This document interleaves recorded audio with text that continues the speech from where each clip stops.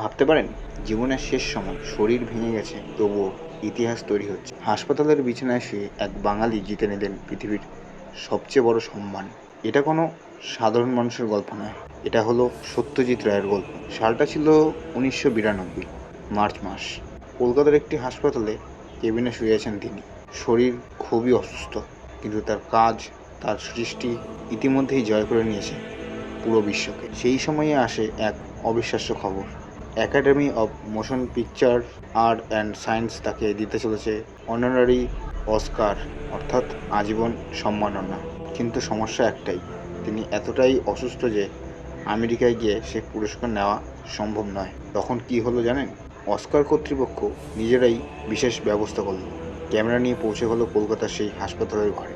হাসপাতালের বিছানায় শুয়ে দুর্বল শরীর, কিন্তু তার চোখে সে আগের মতো তীক্ষ্ণ দৃষ্টি। সেখান থেকেই সত্যজিৎ রায় গ্রহণ করলেন তার জীবনের সবচেয়ে বড় সম্মান। তিনি বললেন, it's the best achievement of my movie making career. এই দৃশ্য শুধু একটা পুরস্কার গ্রহণ নয়, এটা ছিল এক শিল্পীর জীবনের চূড়ান্ত স্বীকৃতি।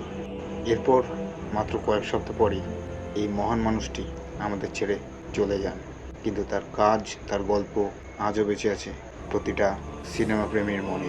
To be here tonight to receive this magnificent award, certainly the best achievement of my movie making career.